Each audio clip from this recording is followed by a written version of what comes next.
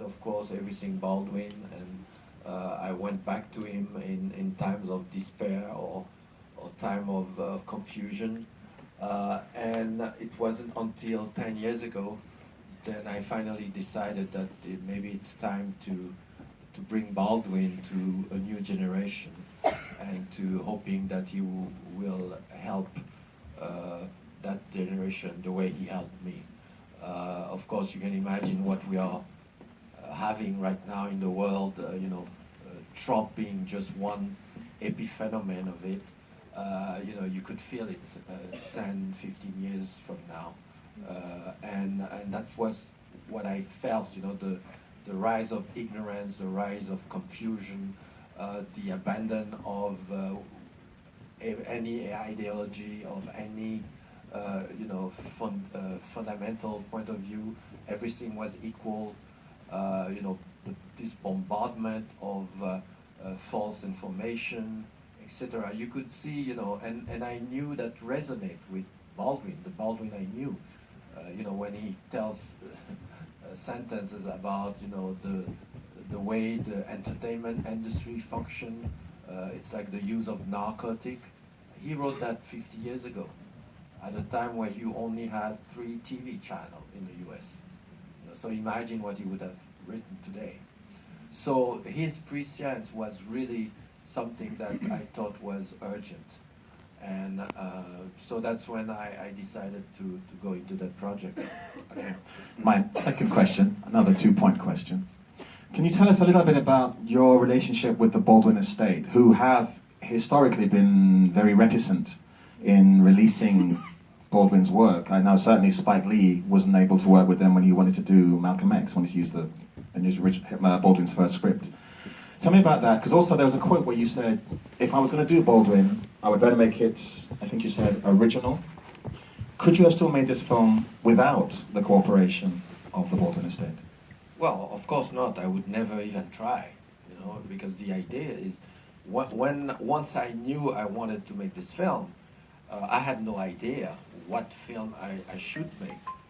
I just knew that it had to be a fundamental film. It had to be like the ultimate Baldwin, because people were starting to forget about him. And I'm sure a lot of you didn't even know that that man existed.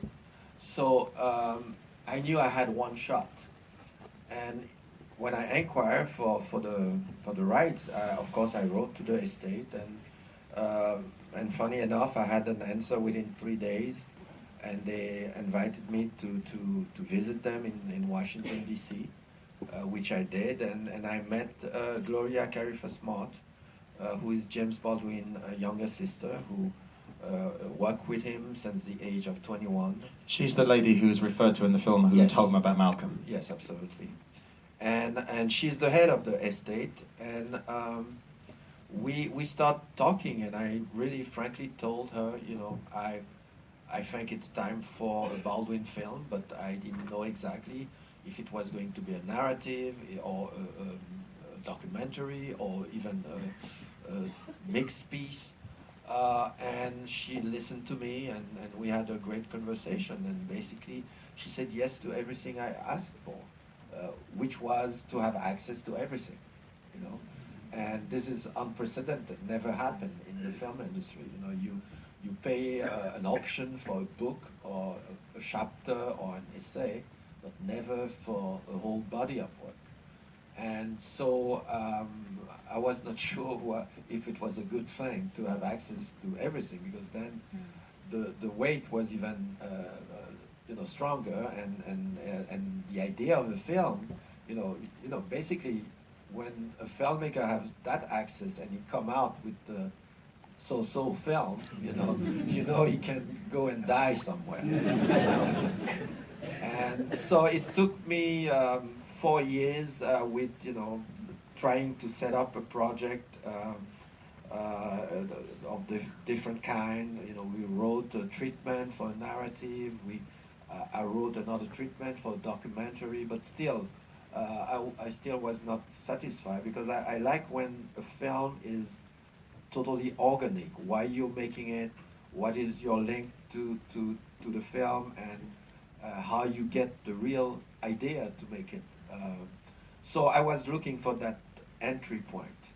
And one day, after those 4 years, Gloria sent me a package, and in that package were the notes that you hear about in the film, about this book that was never written. And for me, as a filmmaker, of course, there was a light, you know.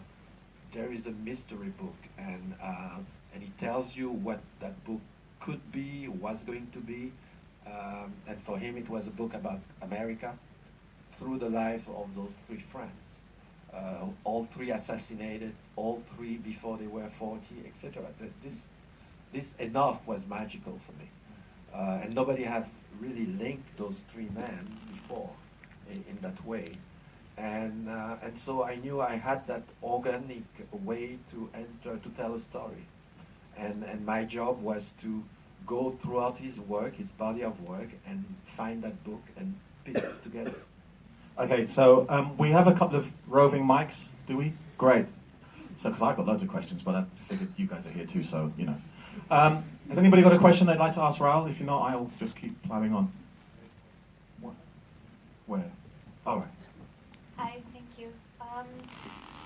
I think that the thing that's most striking for me, first of all, is just that everything that is said in the film is so relevant today, which is amazing, but it's also, it says to me that very little has changed in terms of oppression and, you know, where the oppressed people stand in the world. So I was just wondering, having immersed yourself in Baldwin's writing and in the history, like, where do you think we are and how do we move forward in terms of overcoming that? Well, that's a lot of questions. Well, personally, I don't think that anything fundamental have changed.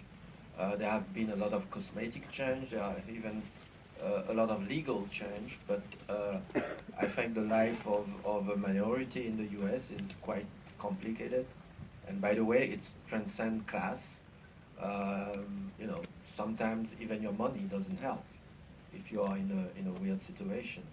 So, and again, take any statistic, whether it's health, housing, jobs, prison, you know, black people are, you know, on top of those statistics. So you can't say that something fundamentally have changed, despite Obama. So that's one thing. The other part of your question, you know, what will come or what can we do? I mean, that's the question the film asks of you. You know, I did my job, you know, and maybe it's time that you guys do your job. Because that's what Baldwin tells you. It's the need to face your reality. You know, you can't continue to have a democracy per procuration. You know, you delegate, basically, your life, your future, your children's future, into the hands of a bunch of guys, mostly, rarely women, except in Britain, of course, but you do everything differently. And basically not checking what's going on, and without any particular involvement. So that's, you know, what Baldwin tells us, you know, you need to face your history. You need to face and to find a common thread, you know, in all your differences, and try to build something with it. You know, there won't be any miracle. You know, we live in a complex world, and we all now today we are waiting for simple solution that doesn't exist nowhere. The history of the world was never simple. It was full of contradiction and full of different movement, and at some point find a way to express themselves, and sometimes win and sometimes lose. So. The result is whatever you put into that battle, you know, and the more we are, the better chance we have to come up with a productive answer. But it won't happen with tweet, Facebook, and couch, you know. So we have become somehow a sort of consumer, a real consumer population. Capitalists have won in that instance. You know, we all addicted to whatever product we have in our hands, and everything you can buy, even your security.